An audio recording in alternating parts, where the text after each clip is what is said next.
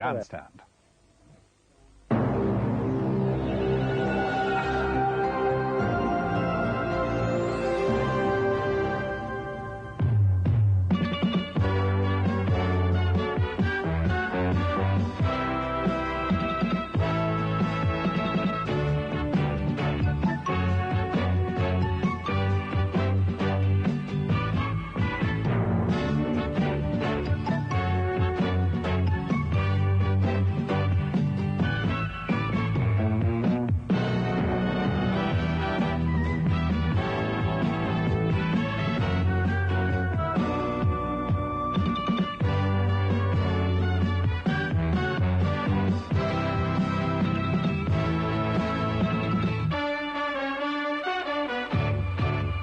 Hello, two of our greatest sporting events dominate Grandstand today. One of them is only just beginning, the other is reaching its climax. It's FA Cup semi-final day, and Hillsborough, as it has so often before, provides an impressive setting for Liverpool versus Nottingham Forest, a repeat of last season's enthralling semi at the same venue. Aldridge is there! Aldridge! And exactly the same again. Liverpool come out of defence and snatch a vital goal. For the 10th time in the past 11 seasons, Villa Park stages the other semi-final, Everton versus Norwich City. No club has appeared in more semis than Everton. This is their 22nd. The last was a winning day in 1986. And Everton have reached the FA Cup final for the third year running. Only the second club to do so this century. In sharp contrast, you have to go back to 1959 for Norwich City's last semi-final appearance in the FA Cup. In fact, it was their one and only appearance in the last four.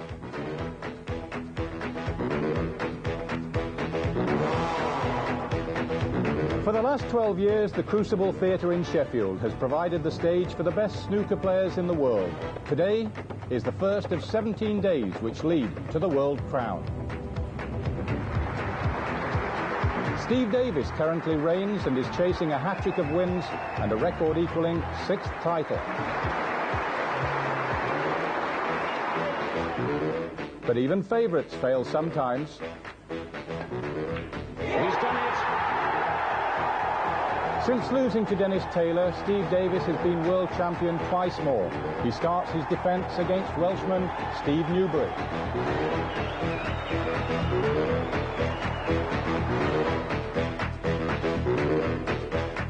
On the subject of Newbury, we'll be paying 4 visits to the racecourse of that name. It's Grandstand's first flat racing of the season, and it includes the first classic trial for the colts.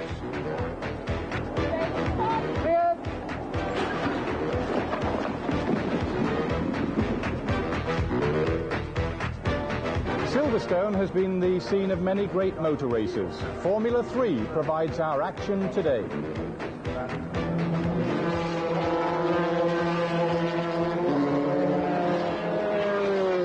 Well, it's already been an exciting week. Gillespie's header. Beardsley, McMahon.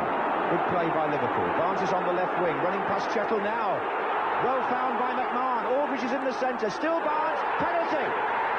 Penalty to Liverpool.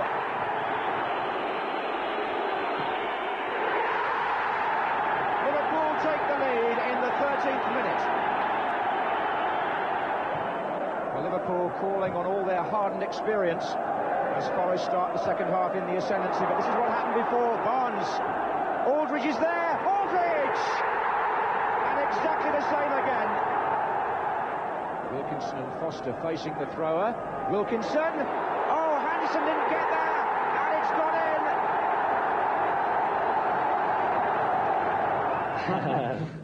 Thanks very much. Brian. Thanks very much. It was funny, I actually did an interview with you after the game when Brian Clough had his arm around me, and I thought that was a nice touch, you know, because obviously he'd just lost, and it's not easy when you've lost a semi-final, but he was great about it, and that made the day all the better. Going back as well after the game, and we were going past our supporters and they were waving and smiling at us, but I mean, it was still a feeling of, well, it was a horrible feeling to experience an FA Cup semi-final defeat. Can you put it into words what it's like? I don't believe you can, no, because you're that close for the biggest trophy, the glamorous trophy in English football, and you don't do it. And you know, it's like you say, sit down and watch the cup final and think what might have been. There'd be more experience last year. A lot of young players they had, and a full year's gone past now, so there'd be a lot more experience.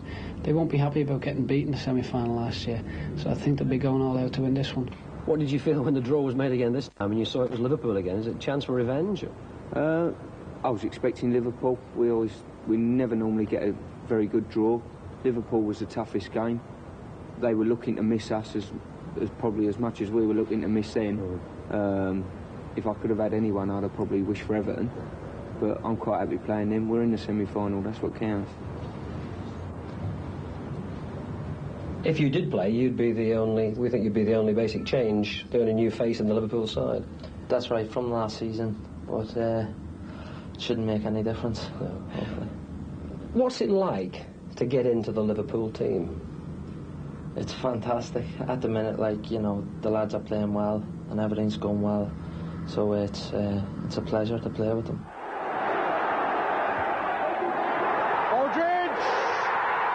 From McMahon, 3-2. Come on, be honest, what was your thoughts when they signed Rushy? What did you think?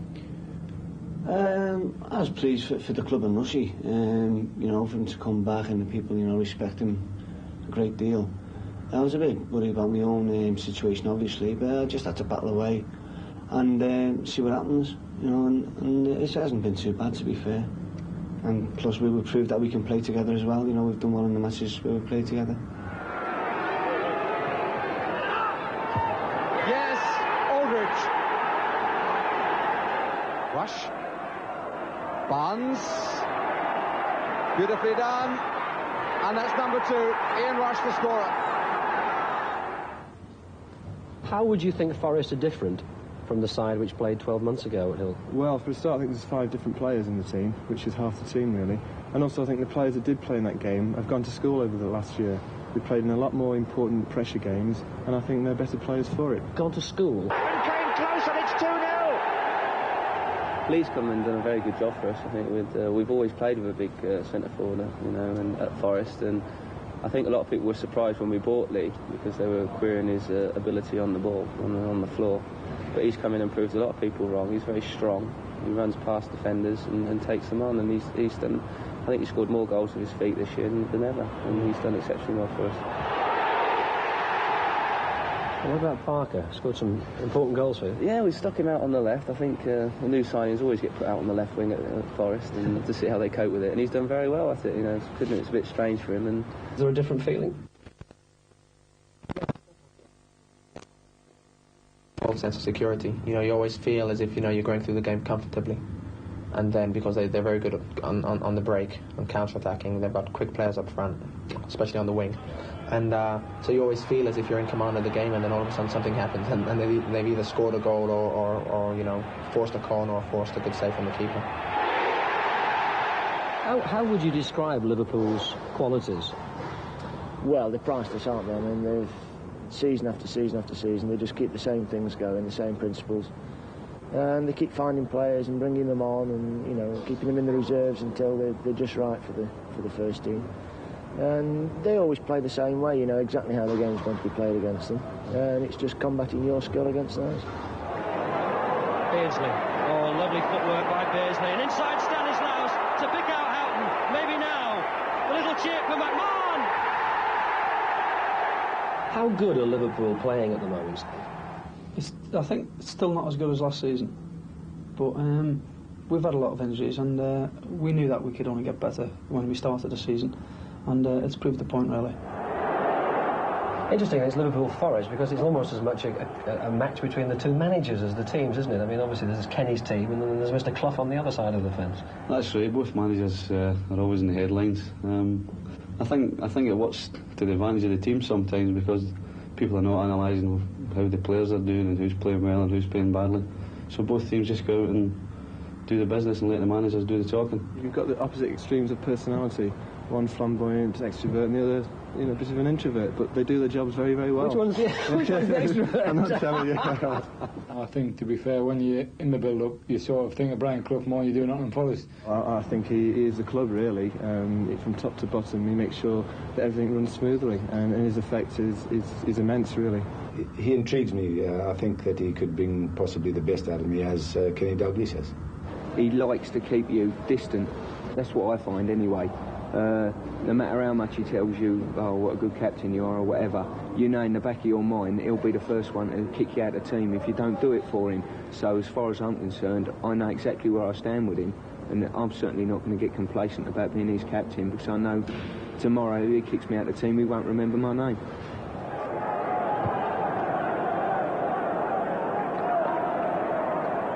Is that the warning to Forest? Liverpool going into the semi on a run of good results and the confidence high? Well, that's a warning to them. They've got an even better warning for us. They just won the cup.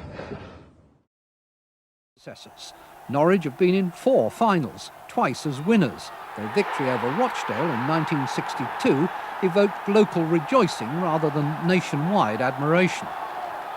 It took another 10 years for Norwich to claim a place in the limelight again. The country cousins won the 2nd Division title. Jim Bone, signed from Partick Thistle to lift City's run-in, went on to score their first ever goal in Division 1. But the yo-yo syndrome struck. Relegation in 1973, promotion again in 75, with Peter Morris a driving force in midfield. This too was the Ted McDougall era. 3 Queensborough Rangers for the one ball. McDougall, it's there! McDougall's 22nd goal of the season. Then, for 5 years, there was Martin Peters.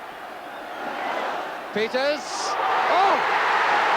Really swerving ball, and Martin Peters beating John Mahoney.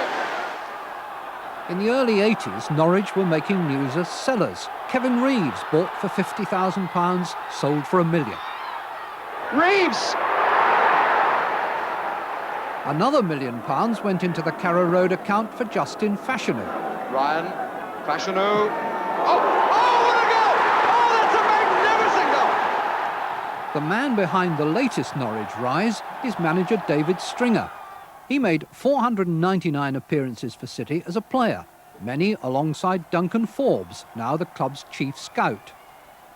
We used to play at the back together. I was always a noisy one, and he was a quiet one, and he was a kind of steady influence on me, and we used to, the reason we were successful together, because we talked a lot in the park, and he got on with his game quietly, and I, once again, as you probably realise, I was fairly an aggressive sort of player. I stood on the terraces here at Carrow Road for 20 years or so, and during that time I saw no one play with more commitment for Norwich than David Stringer. He lived one side of Yarmouth and I lived the other. Apart from anything else, he had that strike of steel in him that was needed to do the job at that time, and if anybody could have pulled us together and avoided relegation, it was him. He's a solid sort of manager, and he works very hard at his job. He's not a flamboyant manager. He is, the way they play the game, he wants the game played simply. He wants total football. We play right from the back, the goalkeeper throwing the ball out, and he's decided that's the way that Norwich City are going to play the football. He appointed David Williams. He reorganised the football management side completely, and he must also take a great deal of credit for that, and I'm sure he would be the first to recognise that our success this year, to some large extent, is to the team, the management team that he's got together and that he heads. Stringer's predecessor, Ken Brown, gave Norwich a spell of passing acclaim in the 1985 League Cup. Good play by John Dean, it's still in. Shannon, good tackle. Oh, and it's an own goal. Came off Chisholm. But another yo-yo season saw Norwich follow their Wembley success with relegation 2 months later. Brown and his assistant Mel Machin jerked the string, and City came straight back up as 2nd Division champions. In the autumn, they briefly led the 1st Division, but 15 months later, relegation threatened again. Machin had gone to Manchester City, and Ken Brown, the Ken everybody loved, was sacked. I've been crying with you all the week. How do you know I've been crying? Well, I saw you on television. You started me off. Oh, no, and that then wasn't I me, that was sat somebody there. else. No, that word. I wish you all the best. It was a difficult time. It was a very difficult decision to make. And I remember the morning when I gave David a ring at 7:30 and told him what I was going to do. Asked him to meet me at the club at 8:30. You know, I was quite positive. I knew which way we were going. We'd had several difficult months to think about it, hadn't we? Stringer and his assistant David Williams have opened vistas to a new era. For most of this season, Norwich have been genuine contenders in the First Division and the FA Cup. Fleck. Townsend! No, I say! This is the man who's scored the best so far, Andy Townsend, and he might well get another. He has! Oh, I say, that's quite brilliant.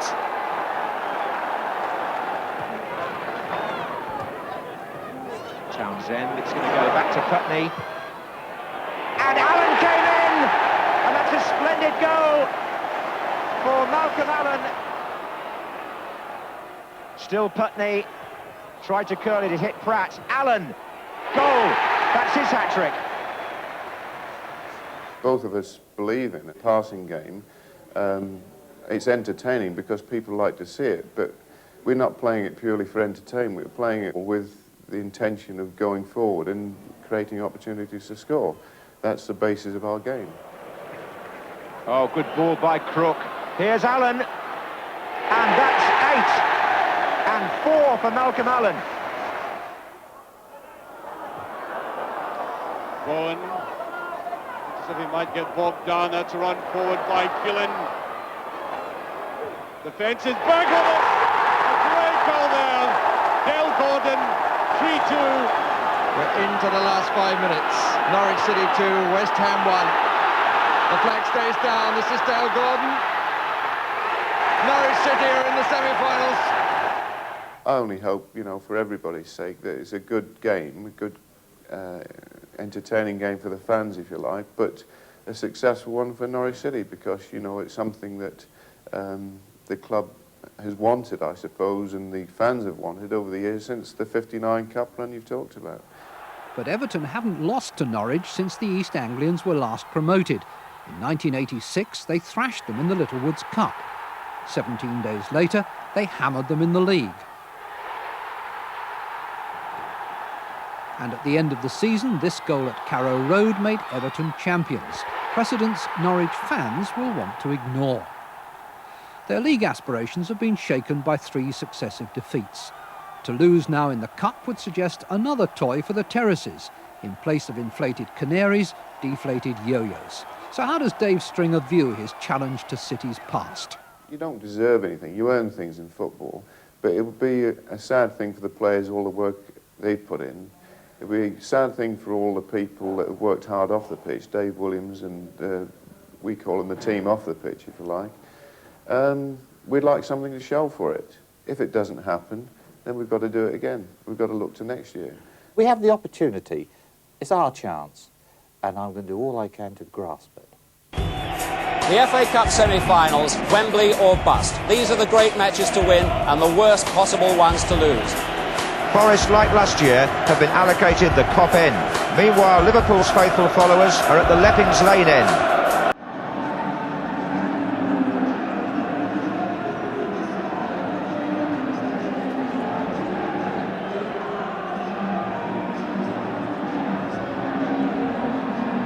It's a very nice day, isn't it?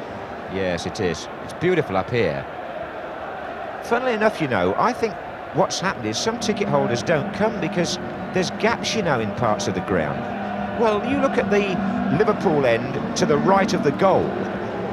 There's hardly anybody on those steps. No, to the right of there, that's it. Look down there. Unless that's some sort of segregation for what they call neutrals who've got their tickets from Sheffield Wednesday. That could be it, I suppose.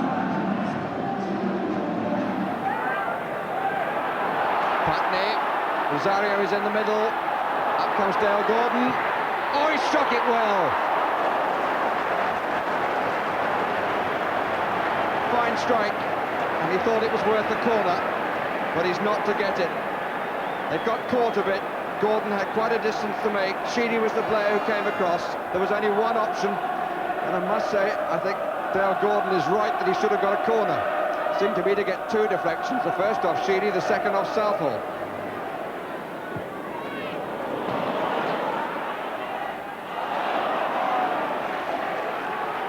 The Everton throw. Bracewell. Oh! It was Crook! And it stays out. Now it's in.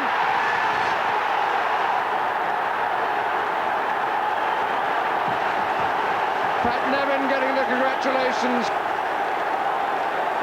Crook thought for a moment he'd escaped, but the little fellow was there, and among a few whirling legs, he managed to get the one which counted. Goalkeeper going one way, back off the angle. Sharp comes again off Crook. Bowen comes off the back line, and it's Nevin who has scored for Everton.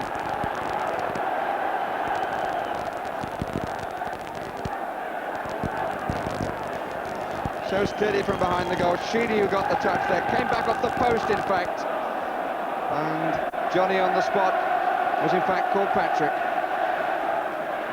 Into the last 5 minutes of the first half. Townsend! And Neville Southall just watched it go by. The only muscles that moved from the goalkeeper were those in his eyes.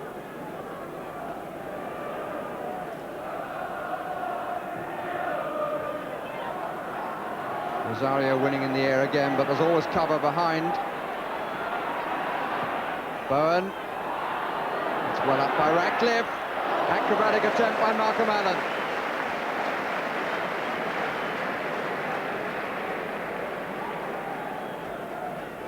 Certainly got his instep all round it. Teasing little ball from Bowen, and Malcolm Allen with the instep, but Southall right in line.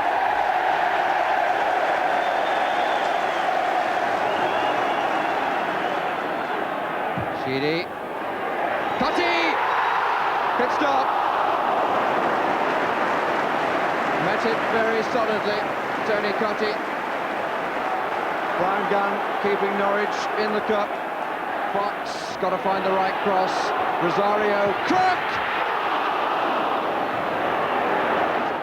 Hillsborough, live and exclusive to Sports Stadium. Let's join our commentator George Hamilton with Johnny Giles.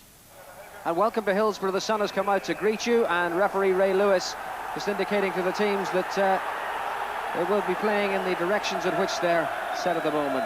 Liverpool, the sensational news we found when they arrived here was that Alan Hansen will be in the side for his very first appearance of the season. He hasn't played at all since going on a pre-season trip to Spain. That's because of an injury. The captain's armband remains with Ronnie Whelan, but the return of Hansen, the only change in a Liverpool lineup that beat Millwall on Tuesday night. Brian Clough departs the tunnel to the special enclosure for him, which is just behind the trainers' benches. Brian Clough's team, very much the team that's done him proud so far and won the Littlewoods Cup for him on Sunday. 20-goal Nigel Clough, his son, 5 goals in 4 games, leads their attack. And the match is on with Liverpool in red, playing from left to right in the sunshine at Hillsborough. Forest in their change strip of all white.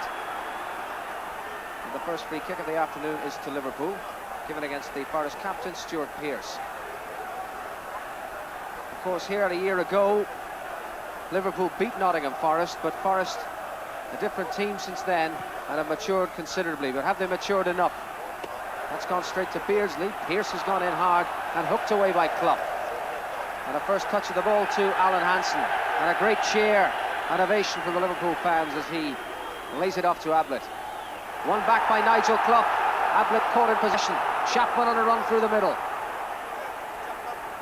And back to cover Steve Staunton, one of 4 Liverpool players in Jack Charlton's Republic of Ireland squad. But it was Gary Ablett who caused the problem for Liverpool in the first place, being dispossessed by Nigel Clough, and it's presented Nottingham Forest with the corner, which will be taken by Tommy Gaynor.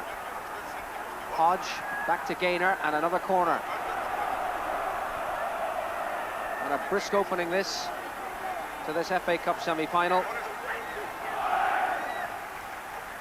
Forest with whatever breeze there is at Hillsborough blowing in behind them. Gaynor again.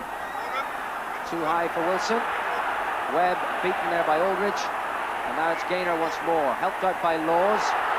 Laws against Staunton. And it's Ray Houghton who's back to do the tidying up.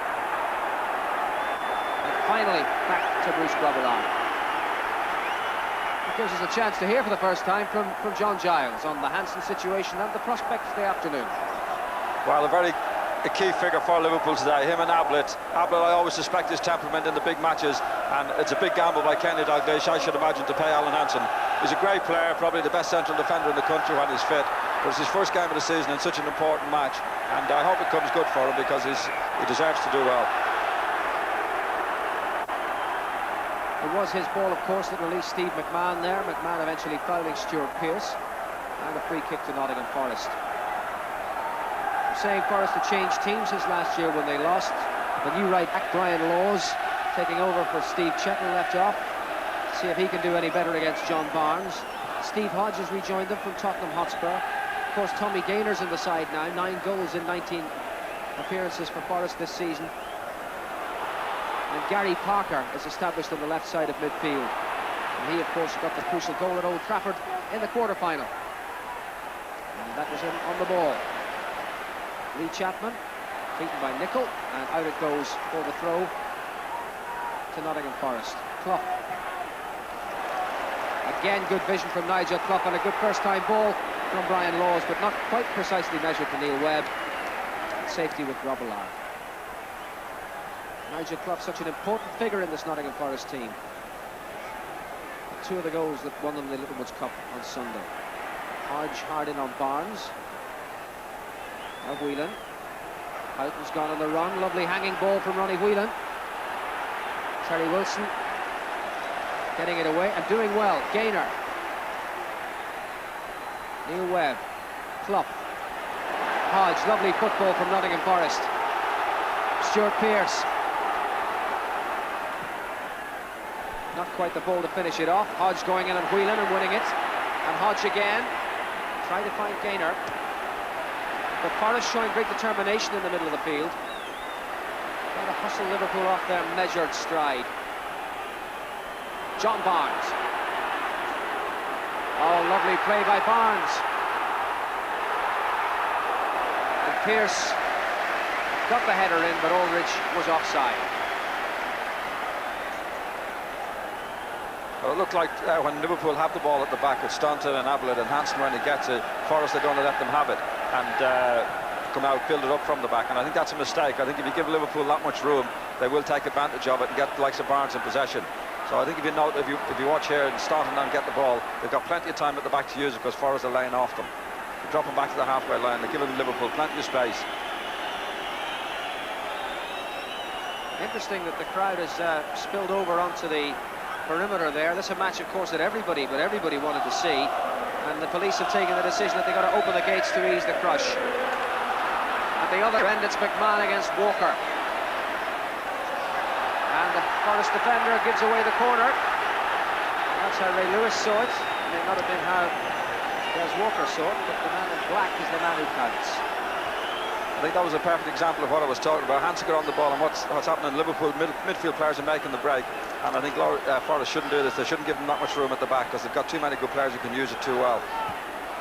There's the corner, and the crossbar saving Nottingham Forest from Peter Beardsley's shot.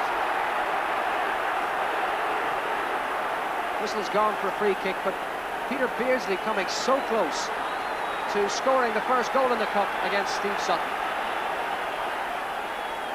Nobody picked Beardsley up, but what a super volley. Keeper stranded, and the crossbar to the rescue. Chapman now for Forest. Gaynor on the overlap. Ball is out, said the linesman. Goal to Liverpool. And the police are on the pitch to tell the referee to stop the proceedings because there is danger here that the crowd is going to encroach upon the pitch because of overcrowding at the back of the goal, and the referee is taking the players off the field.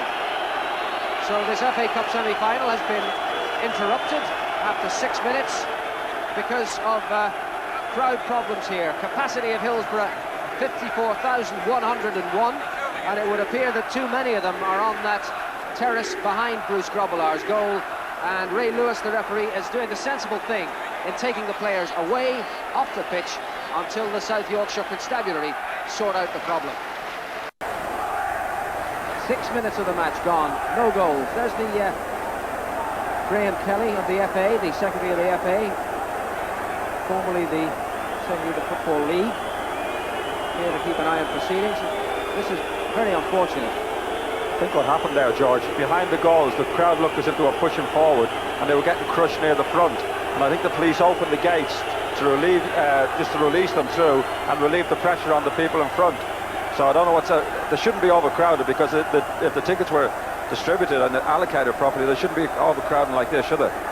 Well, that's absolutely true, and in this day and age they do really make extra certain that tickets only go where they're supposed to go, but it's quite obvious there that some of those fans have been injured in the crush behind the goal. Of course the players want to get on with it, but they're being taken from the field of play. The referee has stopped the game, and it won't resume until the problems behind that goal have been sorted out. Incredible scenes, as you can see. And still the crowd sways. Of course, it's a very dangerous situation. I tell you, they're not out of trouble there by any means, because the police are trying to get the crowd at the front to push back towards the back there, but they're not really doing so, and they're keeping the pressure very much on the crowd at front. I wouldn't like to be in that crowd, that's for sure, at the front of that ground. This situation, of course, fraught with danger. When the crowds are corralled these days in football stadia, and if there is any pressure on from the crowd behind, there simply is nowhere for those at the front to go.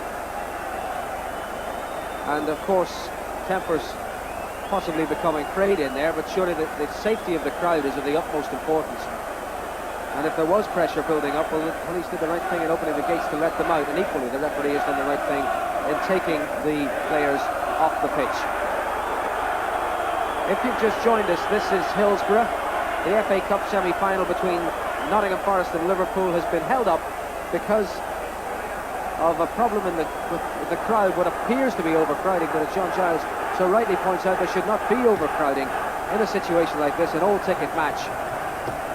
The allocation of tickets for that terrace should be within the limits that the terrace can hold, but certainly there appear to be many more people in there that it can safely accommodate. What I can't understand, George, is why they don't open the exits behind the crowd and let the crowd at the back stream out, because the pressure is still coming down on the people at the front, and it shouldn't be really, because if everybody moves to the back or stays at the back or can get out from the back, there's crowds now people getting up into the stand at the back to try and release the pressure, which is quite dangerous in itself. But there's a lot of pressure at that front there, and you find there'll be a lot of kids do go to the front to get a good view of the match, and they'd be in serious trouble at the front there. But why they don't open the exits, I don't know, at the back, and let the crowd get out. I'll have to say, I think it's going to be some time before this football match proceeds. It would appear, and again only judging it from this distance from our perch on top of the grandstand, it would appear that mercifully there have been no serious injuries, because there's no evidence of any ambulance activity in there. It's all police activity, but they're trying to sort out what is a major crowd control problem. There are spectators lying on the pitch in some distress, but as I say, it does not appear from this distance, although even as I speak there's one unfortunate lad being wheeled away. I tell you, George, we've still got to get them from the front, and there could be people injured, badly injured at the front there, because there's a lot of panic going on, and people are really trying to stream over the top and over the sides into the fences on the other enclosure. But again, the simplest thing to do would be to open the exits at the back of where the people have come in, and let them get out for a little while, and then they can bring them back in if needs be, or else keep them out there, because there's people definitely going to be injured there, and they're panicking a little bit now. Well, it certainly seems that something has gone very seriously wrong in that terrace. The fans, of course, are strictly segregated. Cheers around the ground are for the intervention of the police for that particular individual who came from the other end of the ground. The fans are strictly segregated in matches such as this, in stadia such as Hillsborough, and so there is no real threat of any football violence in there, because they're all fans of the one team. In this case, that's the Liverpool end, and the Forest fans are up on the other cop. But there was a point made before the match that there were fewer tickets allocated to Liverpool for this semi-final than to Nottingham Forest. The Forest fans are at the other end in relative comfort on the cop, while Liverpool supporters are being crushed in their corral at the other end. Well, it's most unusual because they are very careful nowadays the allocation of tickets and the ground capacity, and they really do give plenty of room when you go to the matches nowadays. The only thing I can think of is whether there was some tickets, fraudulent tickets, George, who more people have got in than should, because there's no way there should be that many people in that little enclosure right behind the goals.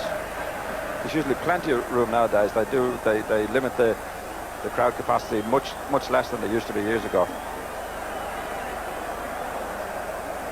Well, it seems now, as we look at pictures of what's going on at the front, that fans are in fact being ushered out at the back.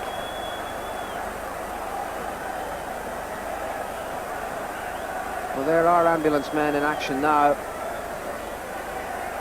Unfortunate victims of the crush at the front of the Liverpool area. You're watching pictures live from Hillsborough in Sheffield. Well, the FA Cup semi-final between Liverpool and Nottingham Forest has been held up now for some 6 minutes.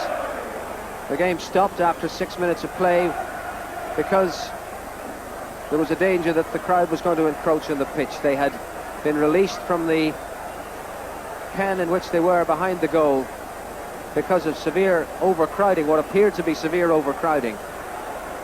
And now there are fans, as you can see, on the pitch and in some distress. I think they're bound to have some injuries there, because usually what happens when the kids come into the pitch, they usually get to the front, and the older people let them get to the front to get a good view, and they'll be the ones that will take will have taken the most pressure. But I think they have opened the gates at the back, and about time too, to let the people out at the back and release the pressure from the front. I certainly wouldn't like anybody belonging to me to be in that crush. Kids in the front there. You can see they're still panicking to get out. They're climbing over. They're not supposed to be able to climb over those things. Well, obviously there's not going to be any football here for quite some time. Police extricating fans from the back, some not so badly shaken, others in need of attention.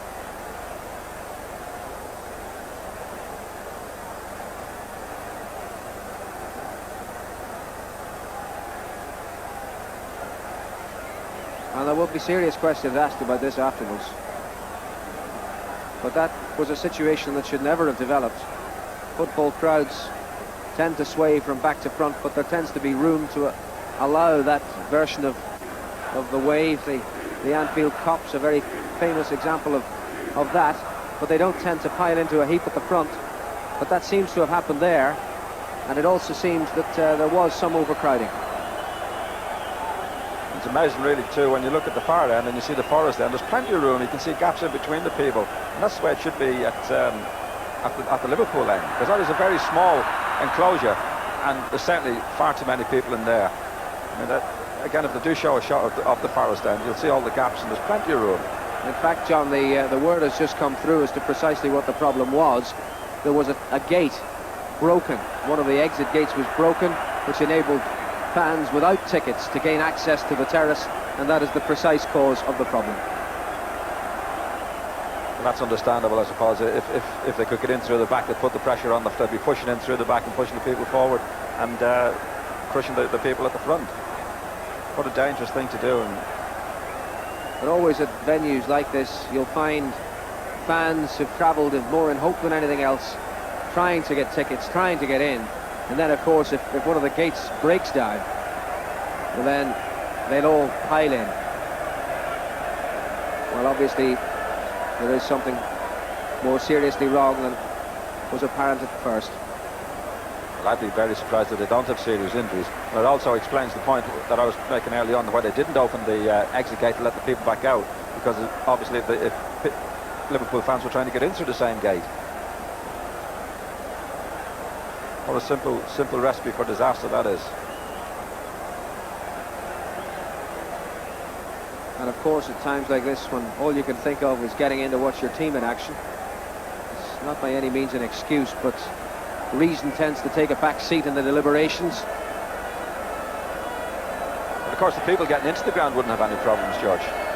It's the people that were pushing down towards the front that were getting the big problems, and people right at the front of the ground. And as I said, they're usually kids that get in there, because the smaller ones usually go to the front so as they can just see over the top of the wall and get a good view of the ground. That's what I'd be worried about at the moment now.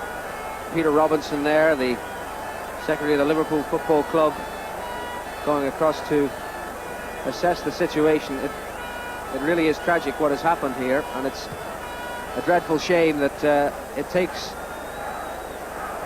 the breaking down of a gate. Whether the gate was broken or whether it was broken down maliciously remains to be seen, but that, it appears, was the cause of the problem. A problem that has caused many worried faces around Hillsborough.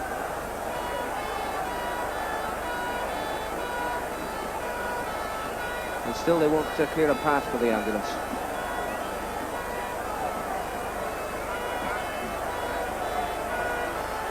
It's going to be a problem as well if and when they do get started, if the game does start again, where they're going to put the people who are already on the pitch. Because I'm sure they won't want to go back into that enclosure down there. And a worried expression in the face of John Smith, the Liverpool chairman. And I don't think anybody need reminding that it was Liverpool's misfortune to be involved in that awful tragedy at the Hazel Stadium in 1985. And that was, of course, a pitch battle between fans which resulted in the collapse of a wall, and well, we all know what happened then.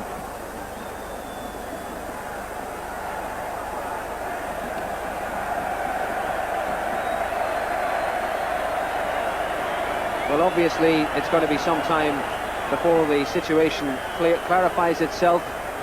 More members of the South Yorkshire Police go to join those already on duty inside Hillsborough. It scarcely seems relevant at this moment, but to complete the picture, there were 6 minutes of this FA Cup semi-final played.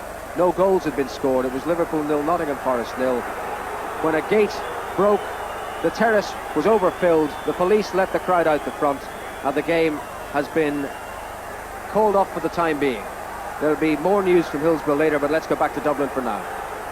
Most unfortunate, bizarre situation there at Hillsborough, and we'll keep an eye to what's happening. Had to be postponed somewhat. The crowd literally pushed its way onto the field. You see them there, and the big problem now is getting them back into the stands, or getting them somewhere out of the way to let the players return. Let's rejoin George Hamilton. George. This is the scene at Hillsborough in Sheffield. A scene that tells its own story.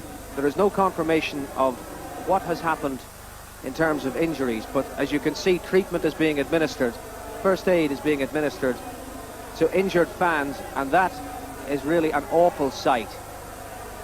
Those fans were on that terrace when a gate behind them broke or was broken.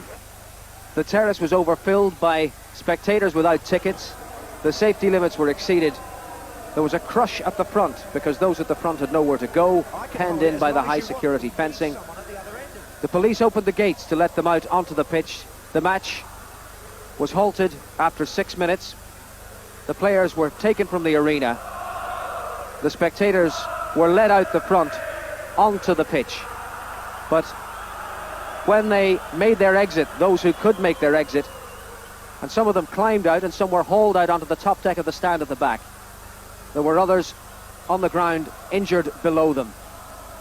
That is the scene at Hillsborough.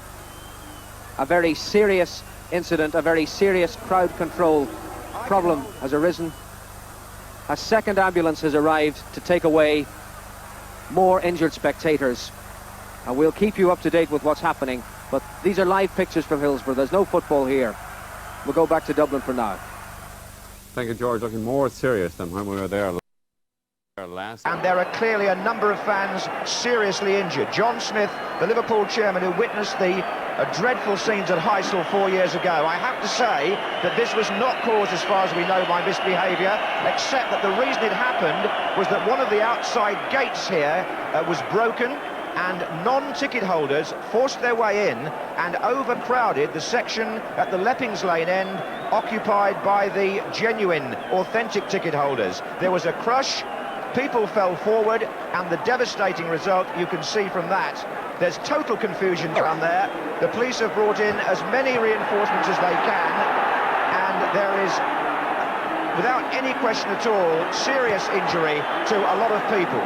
The referee quite rightly took the teams off the field instantly. This happened, by the way, after 6 minutes of play, and the incident occurred 20 minutes ago as I speak now. And if anything, it's looked worse as every minute has gone by, because there are far more people hurt, it would appear, than seemed likely when the first overspill occurred.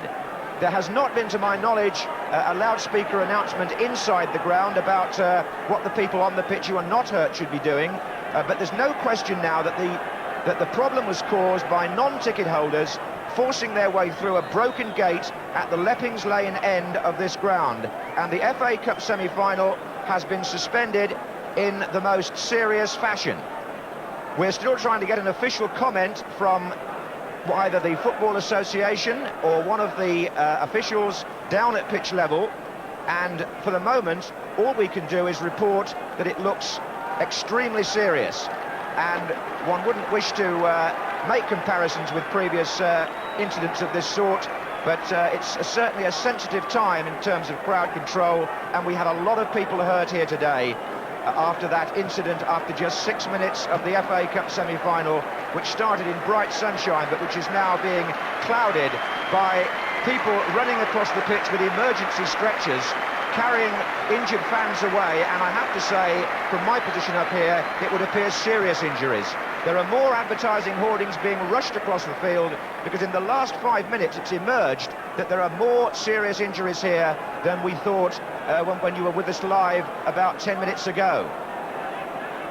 The scene in that half of the field, and that's where it's restricted to, there's absolutely no problem in either of the grandstands or at the Kop end where the Forest fans are. It's all happened at the Leppings Lane end, the left hand as we look, which was occupied by Liverpool ticket holders.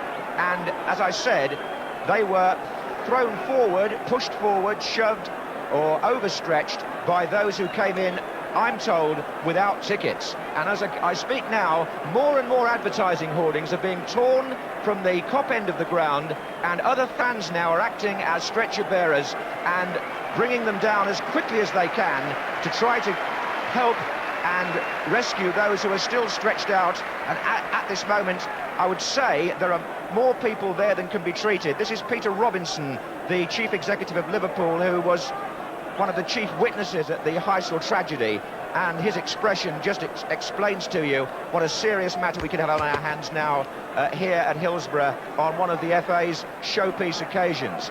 And now more and more stretchers, or would-be stretchers, are being brought from all sides of the ground.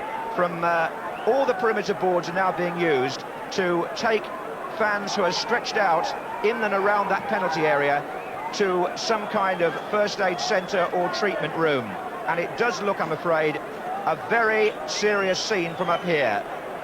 I understand there's still no official comment available from down below, although obviously we're chasing that. But I've got Jimmy Hill here with me, and I think it might be time to ask him for his observations on this very serious scene. Well, it's tragic in every way. It is change, really, because the awful thing, without any information coming over from a loudspeaker system, was that the Nottingham Forest fans at the other end of the ground were not really understanding the seriousness of the situation and were carrying on with their chants, which wasn't appreciated by those at the other end in such trouble. But I think they understand the situation now, and all those fans who are coming on, taking down the advertising hoardings and carrying people off are being warmly applauded. So thank goodness some common sense has come into the ground. And as you'll hear, there is an announcement there. That's Kenny Dalglish, who's coming out to try and calm down the situation. It's very difficult at a time like this to say that there have been fatalities, but I'm quite sure that we shall be extremely lucky if we end up at the end of the afternoon without anybody having died. But everything is being done by people here to restore the situation to some kind of sanity, and the good nature of people is coming out rather than the stupid side. Well, we will. But that in itself is proving difficult, because at the left-hand end where this tragedy occurred, the goal net has now been taken down from the posts there, and there are firemen and first aid people and ambulance men mingling with the police, trying to sort out what has now become a terribly serious scene. There was one moment a few seconds ago when a section of Nottingham Forest fans did taunt some Liverpool supporters who raced down the pitch. Fortunately, that was stopped, and at the moment the police have formed a barrier in the Nottingham Forest half to stop the Liverpool fans from going down there. That's what you're watching at the moment. Now, I can say little more from up here, except that I do believe that Desmond Lynam can clarify how the fans without tickets got inside the ground. Desmond is down at pitch level. Well, John, I've been hearing the points of view of so many Liverpool fans who've come past me over the last few minutes. I'm in the tunnel at the moment, and there are people in tears here, and people who don't understand the situation. There's been no violence as far as the Liverpool fans are concerned. They simply said they got the wrong end of the ground, that there were too many people given tickets for that end of the ground. And then furthermore, they say that the gates were opened, tickets were not inspected, and too many of their fans were allowed into the ground. There are grown men coming by me here in tears, exhausted, troubled, concerned that they're going to get the blame for this again, the Liverpool fans, when their behaviour has been sound and solid, and they're just concerned. They're blaming the authorities for opening the gates. They weren't told what was going on, and there are a lot of people clearly have been hurt. Several have seen them, and and you can hear them now, and there have been a lot of people injured, and some are very, very concerned for their friends. Thank you, Desmond. I've also got Jimmy Hill still with me up here on the television rostrum. Can you add anything to that, Jimmy? Well, I was only going to say that what seems the worst feature of it now is that the Nottingham Forest fans packed at the other end of the ground have no idea of the serious nature of the situation.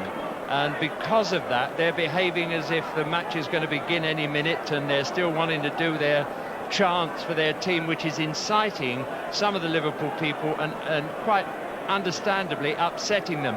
But it's a misunderstanding that's responsible at the moment for what trouble there might be. It seems to have calmed down again. If only those fans at that end of the ground would know what had happened, I'm quite sure the whole atmosphere would change for the better. Jimmy, I think we can get some more information down at pitch level, which is really where we must go now, and speak again to Desmond Lynam. Thank you, John. I've got one or two of the fans with me who've just come out of that stand. Now, exactly what happened as far as you were concerned? Police open the gate and let everyone come in without a ticket. And there's the tickets there, proof of tickets, that people just walked in that gate there and the police just let them walk in. There's people there, and there's people dead there, lying on the floor. They put people into that ground there, that terrace in there, and they let them go in. It was chock-a-block, and as the people were trying to get out the front, the police were forcing them. The police were trying to force them back into the crowd. And this ground was allocated for the FA Cup final because it could have dealt with any problems such as, and now it hasn't, and it's down to greed as far as I'm concerned. Were people around you badly hurt? Yeah, there's loads. There's people lying, even in the stands, there's people lying on the floor. You had a little boy with you, didn't you? Yeah, he's all right. He's okay. And my wife's there watching. The lad's okay. I'll say who she is. Marion. The lad's there, he's okay. All right. Well, we can't speculate any more at the moment, gentlemen, because we don't know the absolute facts. Back to you, John, for the moment. There is now a long line of police just making sure that none of the supporters who are uninjured transgress into the other half of the field. The scene would appear in that sense to have calmed slightly, but I can't stress enough the serious nature of what's happened at Hillsborough today. We have unfortunately witnessed a tragedy of some proportion. Quite what proportion we cannot yet obviously establish, but you've heard as much as we can tell you for the moment, and naturally we shall be reporting into Grandstand further the more we can clarify the very sad and serious events which have happened here at the FA Cup semi-final. The intervention of frustrated and angry and grieving Liverpool fans trying to gain access to the Nottingham Forest end of the stadium. The best laid crowd control plans can only go awry if part of that planning breaks down. And it appears that it was a gate that broke, or was broken, that enabled too many people to gain access to the terrace. Fans clambered over the high security fencing at the front to try to escape. Others were hauled into the top deck of the stand that you're looking at now, bodily. Others couldn't get out. It's a similar situation to Heysel in that the crowd were trapped at the front with the pressure coming from behind them all the time. As it happened, it was fans who were causing the trouble in Belgium, but here it was the Liverpool fans themselves who were getting through at the back and pushing through, and it was the people who at the front that bore the brunt of the force. And I'd say that there could still be more bodies to come out of there yet, because it's at the front, and the worst injured will come out last. But what a dreadful thing in a football match where you've got crowd control these days for such a thing to happen. It's very, very sad. Area have rushed to try to aid the injured, and many fans have been carried away, as I think you already know, on stretchers and perimeter boards being used as stretchers. We're still waiting for some sort of official reaction from either the Football Association or the police as to whether we can take any further the news of how this occurred, whether in fact a gate was opened. And I think the next person we should go to down on the pitch level is in fact my colleague Gerald Sinstadt. Well, there's not a lot more news down here. There's still a great deal of confusion and uncertainty. What is beginning to emerge is that it does seem certain that people were allowed into the ground without tickets. There are people here, Liverpool fans, brandishing tickets with stubs that have not been removed, saying that they were just waved straight into the ground without checks. That is the story that's coming from the Liverpool end. As to whether the game will go on, it now seems extremely doubtful, but at the moment it has not been officially called off. Down on pitch level, the rescue operation goes on. Emergency stretchers made from hoardings being used to take people away, but down in the dressing room area, I'm afraid no official news, but a great deal of concern. From Hillsborough we go to John Motson. Well, yes, I've just heard the first loudspeaker announcement, Bob, actually, the whole of this terrible scene. And I think it came from Kenny Dalglish, the Liverpool manager. And although I couldn't hear what he was saying, I can only assume he thanked the Nottingham Forest supporters for their patience and their sensitivity in this tragic situation, because there was great applause from all round the ground when Dalglish spoke. Now, as of this moment, there is applause ringing around the ground, I think because the two sets of supporters appreciate that this has nothing to do with inter-fan rivalry or bad behaviour. It's purely the tragic result of overcrowding at the Liverpool end of the ground, which we now are almost certain was caused by a gate being opened and non-ticket holders being allowed to flood in to the segregated terrace at the Leppings Lane end. We have no information, or I haven't up here anyway, about the state of the injuries, of how many people are hurt or how badly, or indeed whether the game will continue or whether it will be abandoned. We're still waiting for that information. What I will say is that for the first time now since this started, which must be about 55 minutes ago, the pitch is being cleared. Fans are now being led away by the police, and in fact those who aren't are actually wandering off of their own accord. And there does appear to be a semblance of order emerging now. In the goalmouth, as you can just see there, those advertising hoardings were torn away simply to be used as emergency stretchers to ferry the injured and I have to say seriously injured, away from the ground to the nearest first aid post. That was the goalmouth where the incident really happened after only 6 minutes play. There's now an air of complete calmness around the ground. The supporters in all 4 stands are aware of the serious nature of what they've witnessed, but they are all behaving in an orderly and sensitive fashion.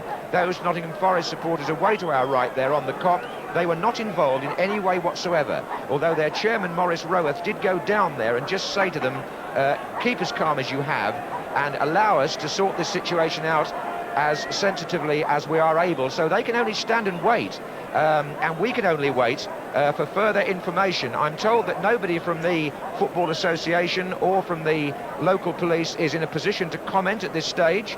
We have asked for some sort of clarification, and we're told that at the moment that's not forthcoming.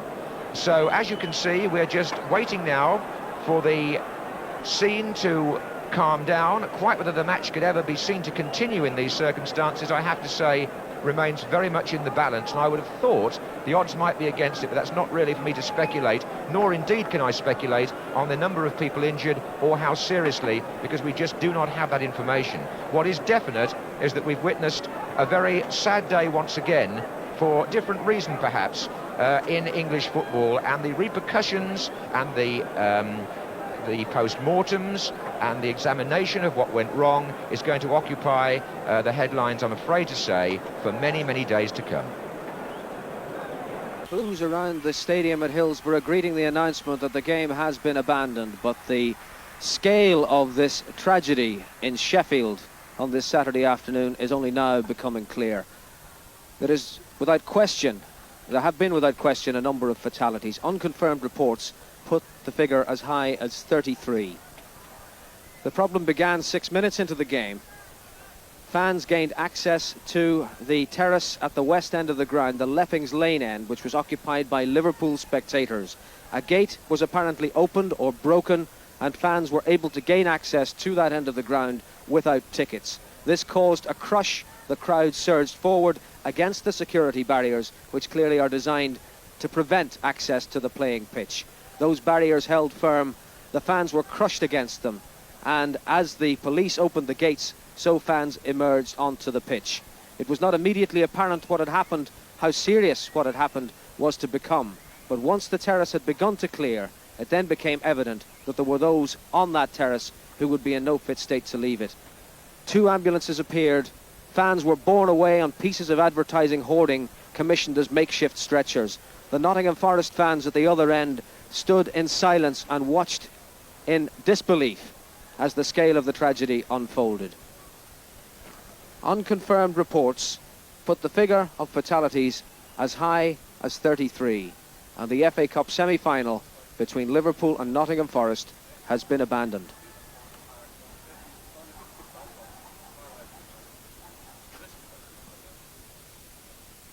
Well, that's the very tragic and sad story there from Hillsborough. Unbelievable circumstances and unbelievable happenings. Let's go to John Motson for a report of the tragic events. Yes, I have to endorse that, Bob. We are talking here about a tragedy of immense proportions. We shall have more information about that in just a moment, but I have to go back to the time at 6 minutes past 3 when this first started. The teams were on the pitch, the game was in progress, and the players were asked to leave the pitch. Graham Kelly, the Football Association Chief Executive, led them away, but that was purely perfunctory, because what was happening at the other end of the ground was, as I said, a disaster which will, I'm afraid, occupy our thoughts and minds for a very, very long time. The feature here which caused all this was that people were coming into the back of that terrace without tickets. They were admitted without tickets, we're told, and they didn't force their way in, we're told, but they crushed and pushed the people at the front. And I have to draw a certain comparison there with what happened at Heysel, because the people who were crushed stood no chance at all. The ambulances came round as quickly as they could, and by then we knew that we were witnessing a dreadful disaster. as you can see on the far side of the ground, the people there were not involved. Kenny Dalglish, who witnessed Heysel, knew by then just how serious what has happened here at Hillsborough today had become. His expression really telling the story of this dreadful day.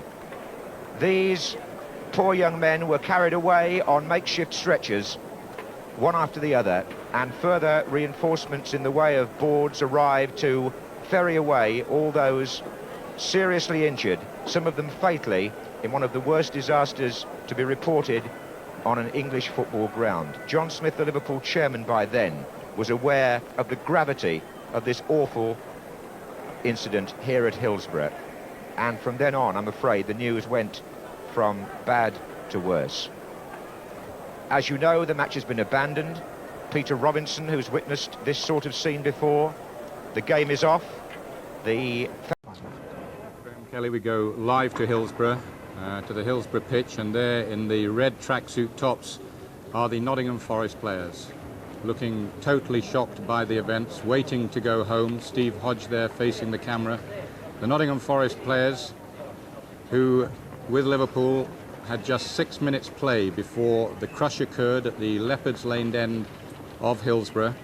And I would reiterate at this moment that the local ambulance service in Sheffield report that some 50 people have lost their lives this afternoon. We have an emergency number for those of you who are concerned about the safety of your loved ones. A Sheffield number, 0742 570 800. Let me repeat that number for you.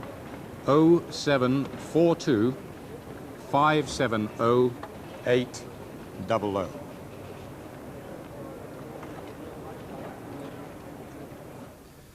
Well, we leave Hillsborough there, and we're going to go straight away now to the classified result. He's not with me at the minute, Bob, but we will hear from him in just a second. I have to say, obviously, our thoughts now have turned completely to those who, sadly and tragically, have been bereaved in this dreadful tragedy here at Hillsborough. The police are just gathering their numbed thoughts over there, and one can only think of those whose dear loved ones were lost in the Bradford fire. Only they perhaps could quite appreciate the feelings that will be on Merseyside tonight. We have, of course, heard from Graham Kelly, and now we can hear from a man who was close to the pitch while the dreadful mayhem was going on, the Liverpool manager, who was at the heart of several conversations with supporters who were trying to explain what happened, Kenny Dalglish. Kenny, your thoughts tonight, first and foremost, will be with the Liverpool fans. Can't be anything else, can he? Can't be anything to do with football, can he? That was the furthest thing they moved from my mind, really.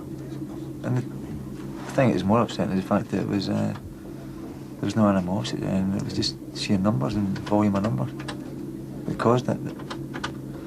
There's very little we can do. We can only sympathise with the people that have had fatalities, and obviously friends and relatives that have unfortunately been injured. There's no way that we can be held responsible for anything like that, really. The second time around for you too. I mean, how do you react to it? There's not much we can do, is there, really? Just different circumstances. There's no comparison whatsoever, really, between the two. I mean, that was just sheer numbers of people wanting to get in to see the match. I'm sure there'll be people who will be accusing certain bodies of the responsibility, but at the end of the day, I think that's irrelevant at the moment. I think it's the only thing we could do immediately after the game or after the incident was to try and help the people who were there and make sure that the numbers that were going to be involved, either being hurt or dying, were going to be minimal. Presumably behind that goal there were friends of yours, friends of the players? Yeah. I mean, obviously everybody's got friends. And I think that's the reason why. I think afterwards you get reaction, because obviously, I mean, it's a family club that we've got. There must have been a lot of people there who knew each other. I mean, they might not have gone to the game with the person that was hurt or died, but I mean, they would have known him. And they got upset. And then their upset turns to anger, and maybe that's why it takes long to calm it down. What's the feeling within Liverpool Football Club then tonight? Well, we don't know. I don't know really. I just say it's taken out of our hands really. The organisation and we went along the guidelines that people had given us and we applied them. There's very little we can do. It's another desperately sad season for you. As I say, football's irrelevant when it's something like that happen. At this moment in time, the games are all finished and nobody's even bothered to ask the scores, nobody wants to know the scores, because it's irrelevant. Kenny, thanks very much. Thank you. So finally, on what started out as one of football's happiest days, turned to tragedy at Hillsborough in the Liverpool-Nottingham Forest Cup semi-final. 53 fans have known to have died, crushed to death as a section of the Liverpool end became overcrowded. At least 50 other people were badly injured as fans scrambled over fences to escape the crush. It is one of the worst ever disasters in football, the biggest death toll being at Ibrox in '71 when 66 people were killed. We do have an emergency number for those of you who are concerned about the safety of your loved ones. 0742 570 800. It's been a black day for football. On a sunny afternoon at Hillsborough, Sheffield, no fewer than 93 football supporters died in the most tragic accident for the sport ever in this country. Jimmy Hill and I were there, and it becomes the sad duty tonight for those of us normally concerned with the lighter side of television reporting to deal with a sombre subject. First of all, of course, our sympathies go to the families of those concerned. But what exactly happened? And vitally important, why? The match, a repeat of last year's FA Cup semi-final between Liverpool and Nottingham Forest, was expected to be another classic. Before it began, though, there were already some indications outside the ground that all was not well. Those already inside were oblivious to these problems, but there was a huge crush outside the Liverpool end, and the police seemed to be getting agitated.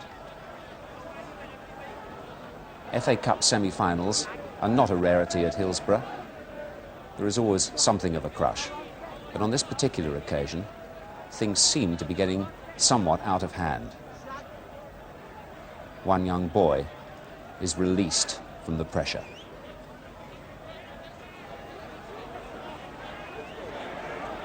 This was all happening about 20 minutes before the kick-off. And as you see, there were still thousands waiting to get into the ground.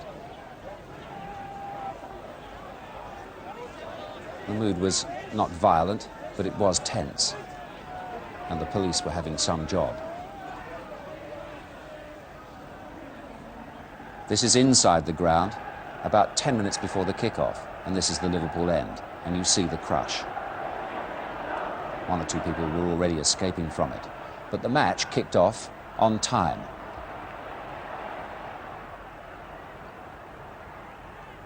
The players were unconcerned about any problem. They were unaware of it. But within about 4 minutes of the kick-off, the crowd was spilling onto the pitch behind the Liverpool goal. And within 6 minutes of the kick-off, a police official decided to approach the referee, Mr. Lewis, and ask for the game to be stopped. Elsewhere on the ground at this stage, we thought that it might just be a pause, a temporary interruption. But you'll see that the Liverpool fans were quite agitated, explaining to the Liverpool players what was going on. The fans by this time were continuing to spill over onto the pitch. But it was a difficult manoeuvre for most of them. They had to clear the crush barrier.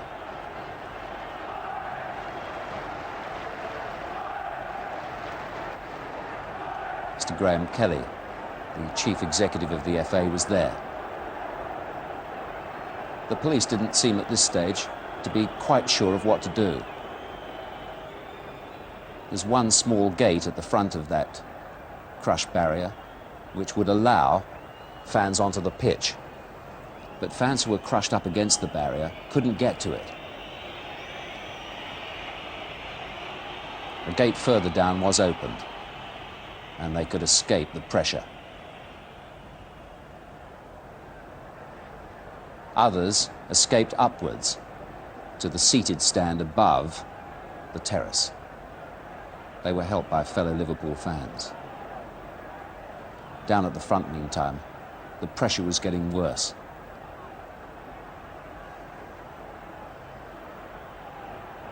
More police arrived. But again, it has to be emphasised, there was no violence of any kind. Elsewhere on the ground, there was some impatience about what was going on. Nobody realised the extent of the problem, that people were being injured and killed. Again, the fans seek refuge above.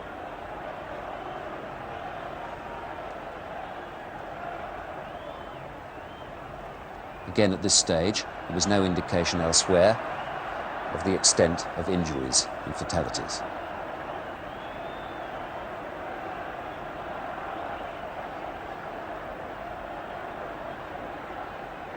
But we were now getting to the stage where clearly the match was unlikely to continue.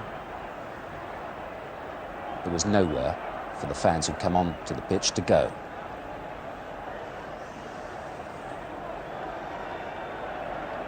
By now, at this stage, I personally had heard from some Liverpool fans, having gone down onto the pitch, that their friends, their pals, had been injured. I even heard at this stage of somebody being killed, but there was no confirmation.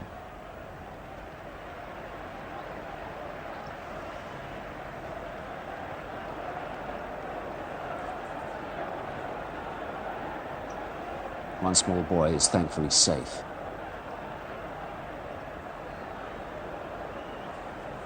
By now, 16 minutes from kick-off, the St John's ambulance have arrived, and the first ambulance has come onto the pitch. Now, elsewhere in the ground, everybody realises the severity of the problem.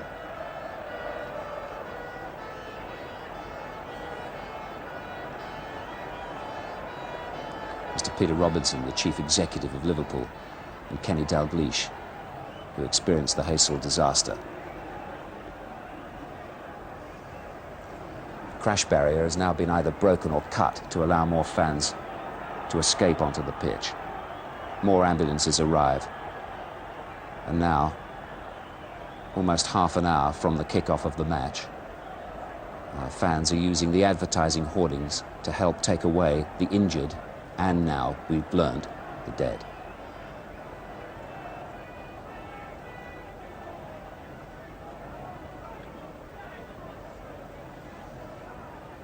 By now, the Nottingham Forest fans at the other end are subdued into total silence. They're aware that at the other end, it's not exuberance anymore, it's tragedy.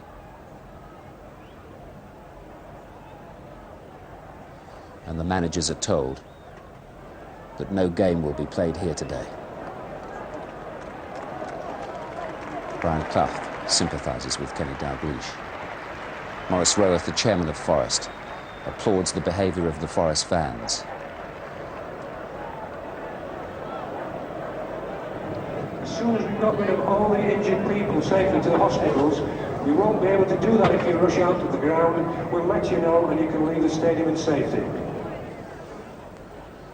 The fans listened to that announcement and took their time to leave the ground. Even at this stage, many of them unaware of the fact that people have been injured and killed.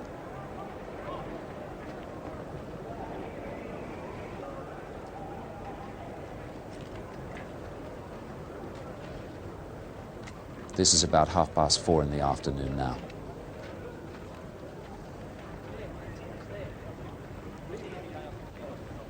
The Nottingham Forest players are still there.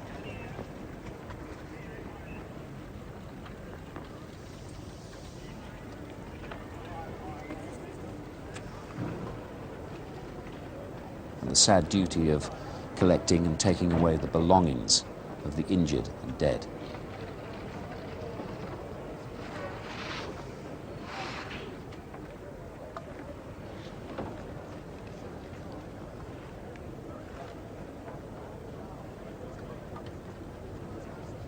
And there, walking through on the right, you see the small gate through which some of the fans could escape.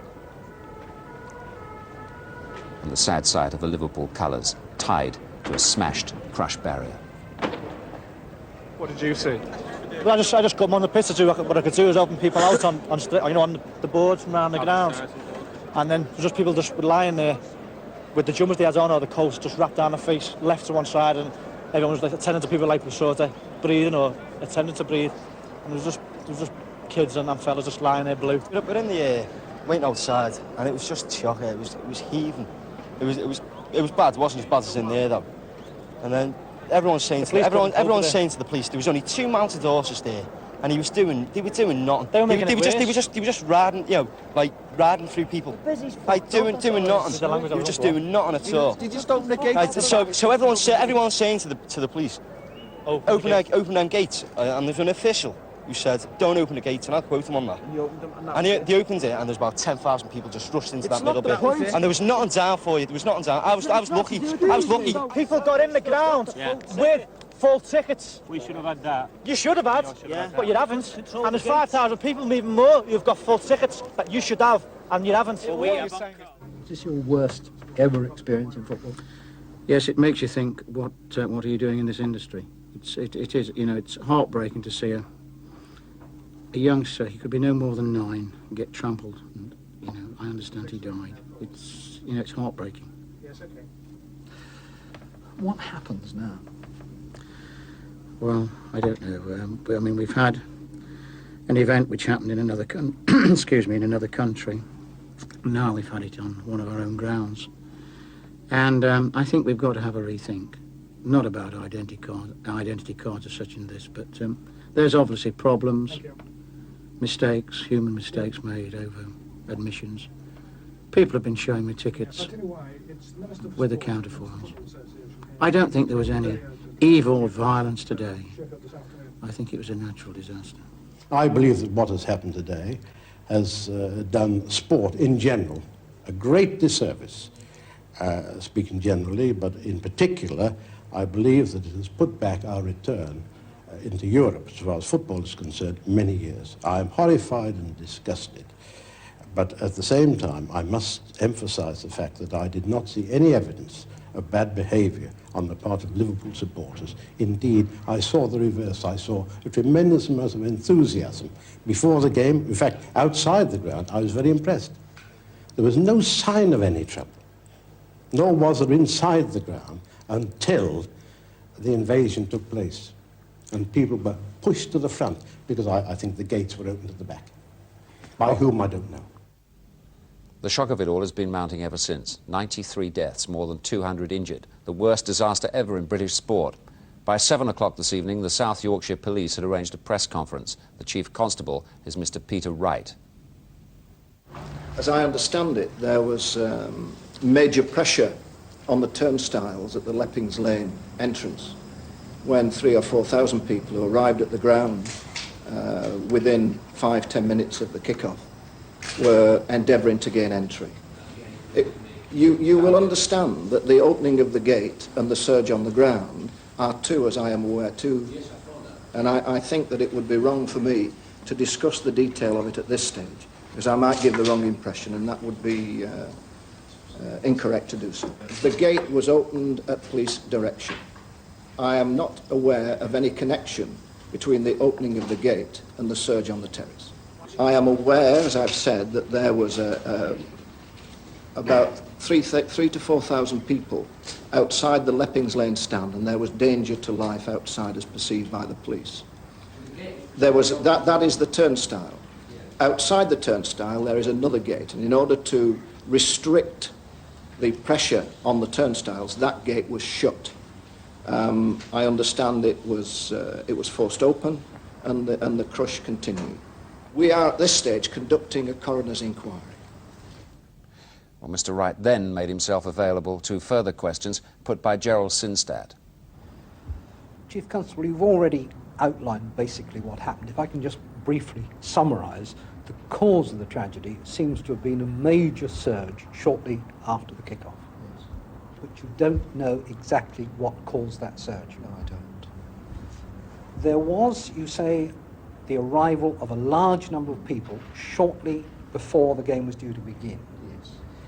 And well, when I say arrival, the position was about 10 minutes before the match. There were about 3,000 to 4,000 people seeking to get access through the Leppings Lane turnstiles. And the crush outside was very great, and the officers who were handling that particular section of the ground were concerned about the possibility of injury and fatality to people who were being crushed at the turnstile. They eased, as they could, that pressure by First of all, closing the gates, the perimeter gates outside the turnstiles, and then allowing the crowd at the front of the turnstiles to come to the side, and a gate was opened, a concertina gate, and a number of people were admitted to the ground through the gate. Some of them apparently without having their tickets checked. Well, I don't know. That has been said. I would have expected that there would have been a check on the tickets. I wouldn't have expected that people would have been, if the reason for doing it was because of a perceived possibility of fatality or injury, that the ticket becomes slightly less important than the objective that caused the gate to be opened. The gate was at the side. There was no surge through, in a sense that the gates were suddenly wide open. There was, as I understand it, a fairly controlled access of a relatively small number of people. Looking at it from the main stand, the central area behind the goal was very densely packed, and the two wings were fairly lightly occupied. Is there separate access to those three areas? I'm not sure. I think perhaps there are two entrances to that particular stand, the west stand. I think the Leppings Lane stand. I think there are two entrances. That they congregate behind the goals is perhaps understood, but my information again is that stand was not over capacity, that there was capacity for at least another 2,000 or 3,000 people to go in, and that is confirmed by the record, as I understand it again, of the computer-controlled access at the ground. A crucial question, presumably, will be how much work was being done to shepherd them out of the central area into the wings. Yes, I think the whole nature of that quarter of an hour or 20 minutes obviously will be the focal point of much attention, and there will be inquiries to establish exactly what happened.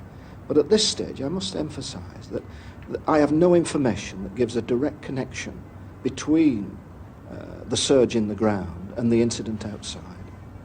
For the very best of reasons, you made the decision to allocate the ends as you did. There was a certain amount of criticism saying that Liverpool, as the better supported club, ought to have been at the other end. With hindsight, would you do it differently? I don't think it... I mean, if you were telling me that was a factor in the event, I don't think it was. There would be tickets allocated to Liverpool, and Liverpool would have been given that particular stand. The reasoning that went into the decision as to who had the Leppings Lane stand and who had the other end is a matter that I wasn't directly involved in, but I presume that all the factors were weighed. If Liverpool had had the other stand, then the Nottingham Forest supporters would have had this one. You can't mix them, and therefore there are only two ends, so one team gets one end and the other team gets the other. I don't know whether there was a conscious decision to limit the number of tickets to Liverpool as opposed to Nottingham Forest. I shouldn't have thought so. After the Bradford fire disaster, I thought it was established that there should be a facility for gates in the protective fencing to allow the public to spill onto the pitch to avoid exactly what happened today. What facility is there of that kind at Hillsborough? Hillsborough is one of the best constructed and organised grounds in the country, as far as I'm aware. Otherwise, the FA would not continually allow these major matches to take place there. All the people who are involved in the safety of sports grounds, all those who consider these factors, are quite satisfied with the situation that applies at Hillsborough. But are there gates in that fence along behind that goal? We're getting into detail now. I think there must be, but for me to enter into detail about the number of gates and the availability of them might be misleading, and I wouldn't wish to do that. The Chief Constable of South Yorkshire, Mr. Peter Wright there. Well, now joining us from Hillsborough is Mr. Graham McCrell, the Secretary of Sheffield Wednesday. It's been a terrible day all round, not least for your club, of course, Graham. Yes, obviously all of us here at Hillsborough are absolutely devastated by the events of today. What would you have to say about the opening of that gate by the police that we've just heard about? Is it your supposition that people came into the ground that ought not to have been there, people without tickets or people with forged tickets? We've got no evidence that people who got into the ground either had forged tickets or in fact weren't in possession of tickets. But obviously it's too early to comment further on that matter. Why do you suppose there was such a crush outside the ground? I mean, you consistently hold FA Cup semi-finals. This problem hasn't happened outside the ground seemingly before. Why did it happen this time? Was it not well policed, did you feel? I think it was pleased, as was last year. Really, it obviously is a repeat of last year's semi-final, but it seemed to appear from looking at the counter on the computer that the Nottingham Forest supporters were into the ground very early, but the Liverpool supporters were very much delayed. Whether that was by traffic or whatever, I'm not really sure at this stage, but it definitely was the situation that there was a great build-up of Liverpool supporters trying to gain access to the ground, getting nearer to kick-off time. Is it your feeling that the police seem to transfer a problem outside the ground to one in the ground by opening the gate? Well, obviously the police took the actions which they did at the time for the reasons they did, the best possible motives, but obviously that will be the subject of some further inquiry, and we will know in the future of, you know, the whys and wherefores of the event. Sure. What, can I just ask you one question about the gate onto the pitch from the barrier at the front there? It's a very narrow gate. It didn't allow many people to get through, hence they were climbing over or being pulled up. Have you got a comment to make about that? Well, only that the gate is regularly tested. It conforms to the requirements of the local safety committee, obviously under the terms of the Safety of Sports Grounds Act. One other comment from you. I was there this afternoon and we spoke. I got the feeling that the crowd elsewhere in the ground got very impatient with what was going on for some considerable time because they weren't informed about the severity of the situation. No announcements were made for an awful while. Well, I understand that the reason for that was obviously to allow the emergency service vehicles access into the ground and the ambulances to get away from the ground, because if there was obviously a statement made that the game was to be abandoned, it was felt then that the neighbouring roads could actually be blocked and would hamper the rescue vehicles. Graham, thank you very much for the moment. I believe Graham Kelly is alongside you there, the Chief Executive of the FA. Graham, an awful day. Who decides on the allocation of tickets? The Liverpool complaint by all the fans that I spoke to there today was that they didn't get enough tickets and they were saddled, as it were, with the wrong end of the ground for the second year running. That they had more supporters than Nottingham Forest, they had fewer tickets, and they were in the cramped end of the ground. Who decides on that? Well, the Football Association decide that, but they act in accordance with the advice received from Sheffield Wednesday Club and from the local police, and it's the police who dictate which clubs occupy which ends because of the traffic flow situation. It's as simple as that. We are in the hands of the police as far as that is concerned. What's the FA's reading of the police handling of the situation there today? Oh, I think it's much too early to say. We need to ascertain precisely the reasons for this terrible tragedy before we make any comment about the actions of anybody involved. We really do.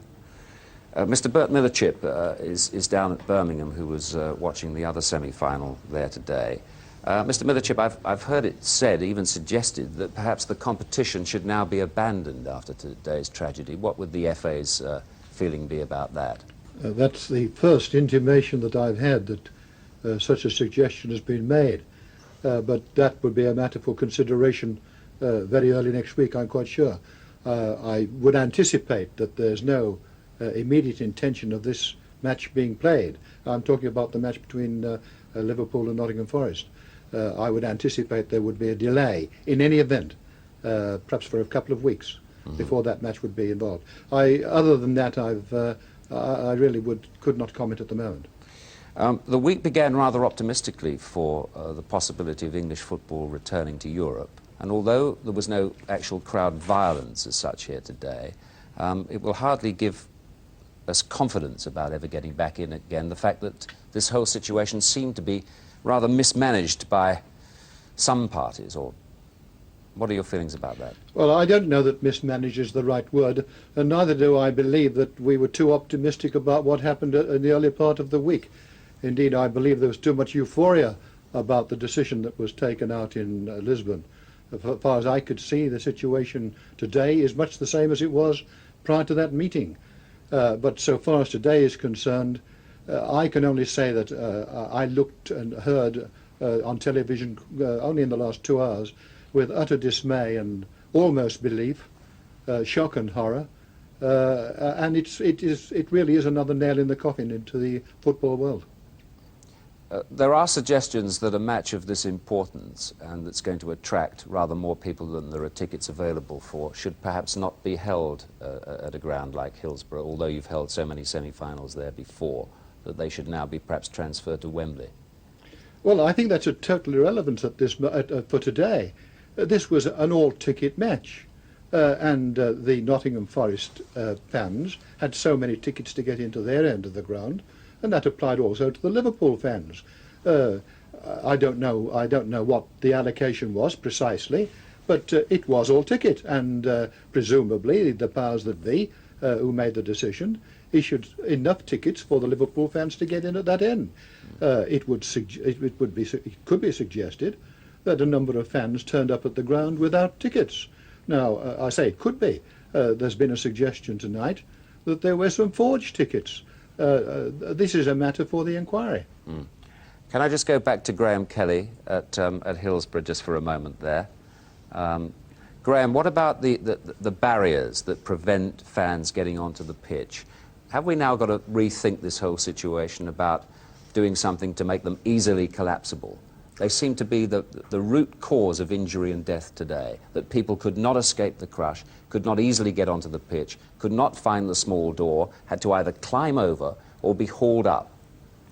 Well, quite simply, Des, we're in the hands of the safety experts, we're in the hands of the local authorities who issue the safety certificates, we're in the hands of the people who know technically the requirements as far as keeping crowds segregated and controlled are concerned. And if the situation needs to be reassessed in the light of what happened today, then so be it. But some local authorities... Well, don't you think it needs to be reassessed? Well, I don't know. Some local authorities insist upon perimeter fencing. Other local authorities insist that there is no perimeter fencing. And we'll just have to wait and see whether that conclusion will be drawn from today's terrible incident.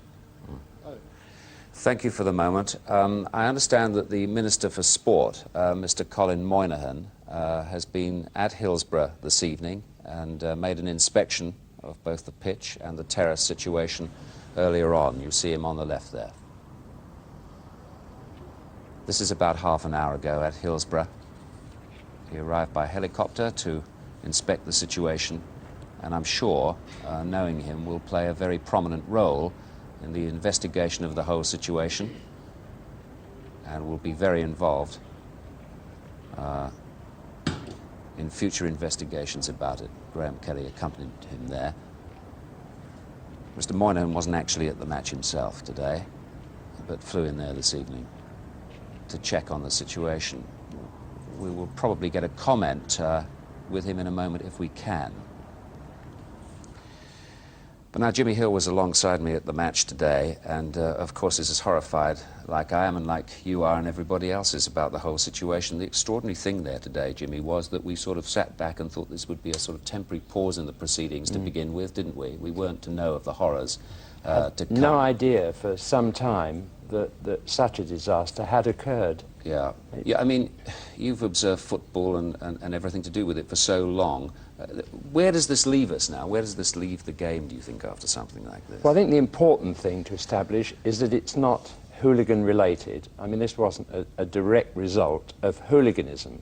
I mean, that's the first thing to substantiate. You can say impatience and fanaticism, perhaps, outside the ground and for the game, but not direct hooliganism. That's the first thing.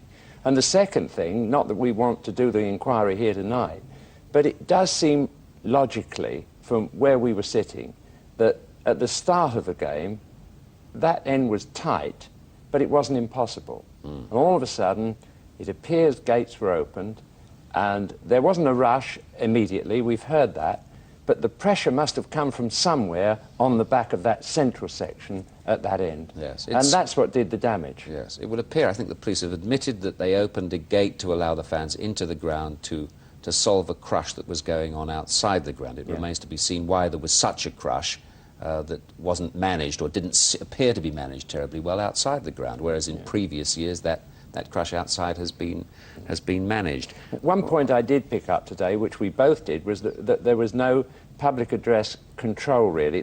Not an announcement whether the game was going to be continued, but some kind of conversation with the crowd, because there could have been further nastiness, really, at the other end, because the Nottingham Forest supporters there, like us when it started, had no idea of the severity of the problem. And they were doing their chants, you know, innocently, really, thinking that things were normal. And so, I mean, not only Sheffield Wednesday, but I think all clubs in this country are antiquated in the contact that they have through the voice of the club with their spectators. The systems are antiquated, they don't work, and they're not used properly to the best effect. That's something we can positively learn today. The Nottingham Forest supporters and everybody else there who was outside of the immediate danger area should have known what a disaster had occurred, and you would have got a totally different reaction then, you know, from that moment on. So non-information was a problem there today. Well, just for the moment, let's go and hear what Colin Moynihan had to say after his inspection. I suspect that there was a mad scramble around him to get some answers. Colin, just tell me when you're ready. Can I just start off by saying that our hearts and minds go out to all the families and friends of the dead and the injured. It's an appalling tragedy. These were great young supporters, most of them of football in their club. It was good to see the way in which so many of their friends, other supporters, went to their assistance, and the effectiveness of the special police services and the ambulance services who went to their aid. But tonight, everybody in the country must be feeling very deeply and grieving the loss. Indeed, the whole world of sport, both here and internationally, must be grieving the appalling loss of life here of young people who should indeed be still alive and who've been so tragically killed today. Colin, can I ask you, do you have an explanation yet for how it happened? No. Of course, at such an early stage, there's a great deal of detail to be considered. Tonight I just wanted to come out here particularly to be with those friends and relatives who've come across in order to offer them the sympathy and the support that everybody in this country will wish to offer them. It's far too early to speculate on any of the detail, and it would in fact, in my view, be grossly improper so to do. To begin with, we're talking about the loss of life, and we should be very much concerned about those people and offer the privacy which I hope Press will give to the families and friends of those people. And then, in due course, we must obviously start studying in detail the reasons behind this to make sure it never happens. Mr. Moynihan, looking at the Colin Moynihan at Hillsborough just a few moments ago. Jimmy, do you have a final comment on this tragic day? We're a funny old nation. In the early 80s at Coventry City, we created an all-seater stadium, right, where something like this couldn't have happened. And the local paper, you know, campaigned with the public to say they wanted to stand up at football matches. I wondered whether those who were there today would want to stand up again in the future. The best thing we can do for the memory of those who've died today is to change the face of our soccer stadia in this country and build a monument to them that's decent and clean and where that kind of thing can't happen. Thank you, Jimmy. Well, this was to have been a sports programme. You will understand that on a day of such momentous tragedy, it would be inappropriate to show football action. Everton, of course, beat Norwich 1-0 in the other semi-final. From us, good night.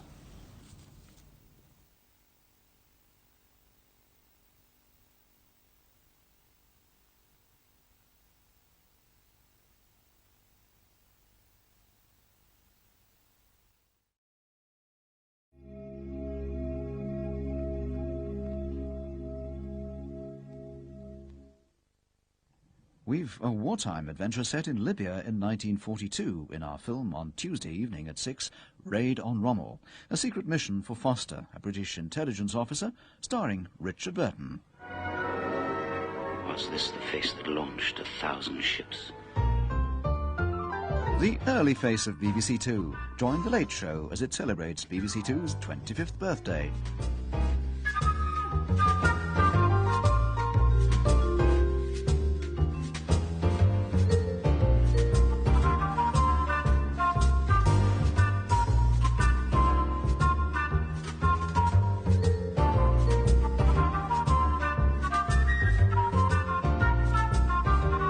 The Late Show from tomorrow, 25 years in 1 week.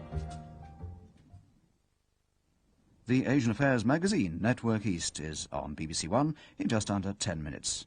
While on 2, we pay another visit to the Crucible for World Snooker.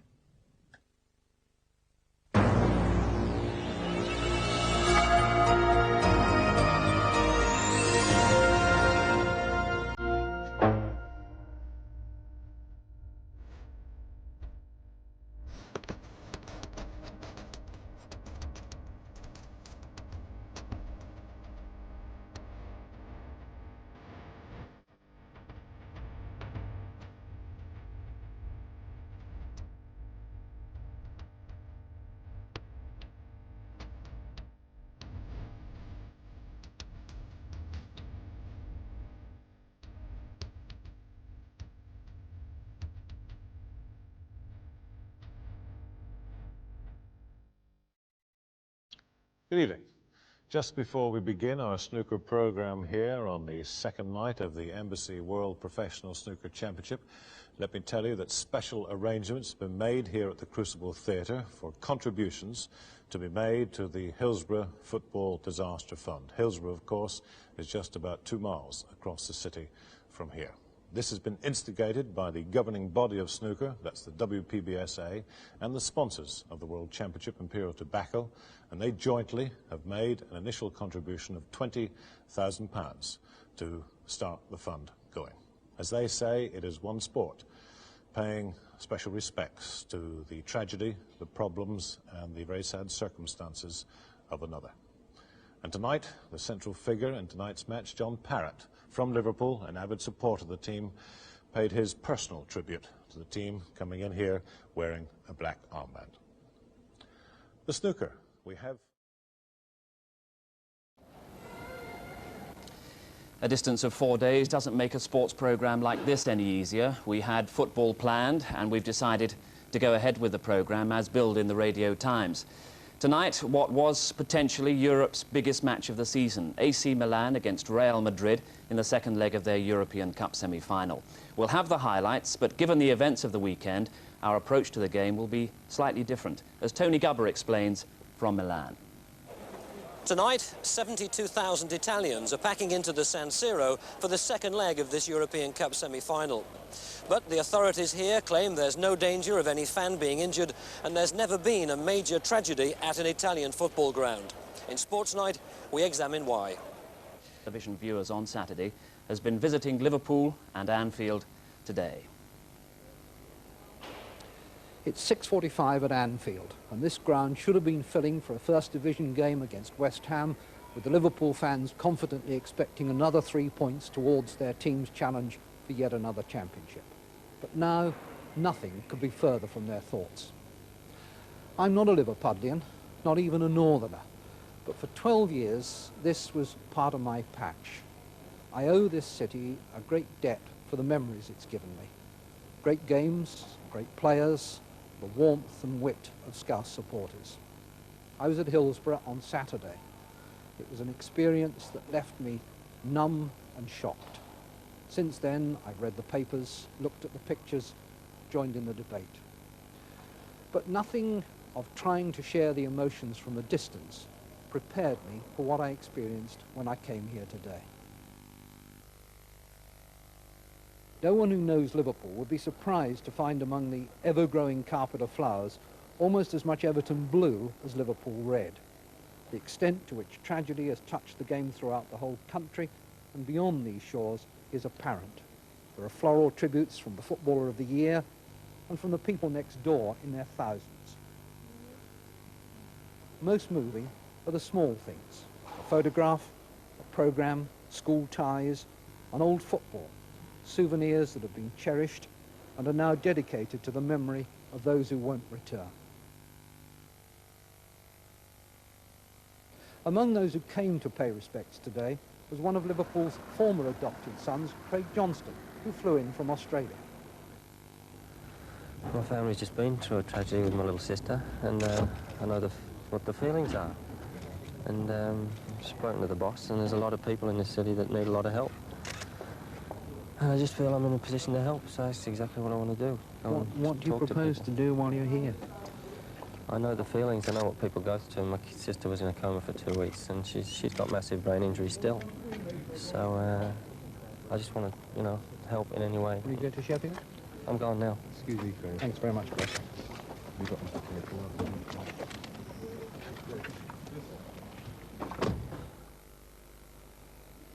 A lot of thought and effort is going into caring for those who are most closely affected. Liverpool has a fine record as a club dedicated to playing football and winning trophies. This week it's been adapting to a new role, learning to cope with its own grief while lending strength to others who sorrow. Well, Jimmy Hill was also part of our team at Hillsborough on Saturday. Jimmy, a very moving atmosphere at Anfield at the moment. But what has struck you in the last 4 days also about the atmosphere of recrimination and accusation that seems to have developed? Well, in thinking it over, the conclusion I've come to is that we are all guilty. governments, voters, parents, every citizen, because we have allowed hooliganism and violence to reach an unacceptable level in our society.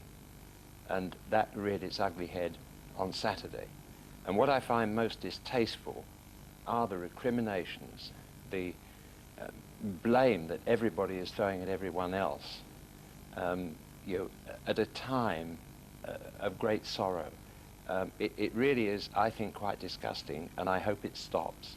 What we must do, having realized that we all share the blame, everyone, nobody made a decision intentionally to cause a disaster. But what we must do is learn the lessons so that that never can possibly happen again at a football ground or any other sporting occasion. Hooliganism, not directly an element on Saturday, but whichever way you look at it, the violence that surrounds our game over the last 10 years does seem to be the starting point of the sequence of events that has produced this tragedy, not on Saturday specifically, but in general. No, the fence is there because we have had a hooligan problem for over 25 years now. It started on the trains in the early 60s. It's been there a long time. We've tried to contain it rather than eradicating it. And I think that's the lesson we've got to learn there. But it's not only a football problem. We have a violent society. It occurs, you know, at Goodwood, at Lord's, at Twickenham, to a lesser extent maybe, in wine bars, everywhere. And we have to look at the problem as a whole, and the government has to look at it and make its decisions in the light of our present society. That's a big problem.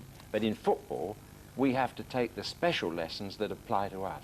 Well, that's precisely what we're going to try and do now, look at what happened at the weekend and try and learn from that and look ahead to the future. More from you, Jimmy, in a moment.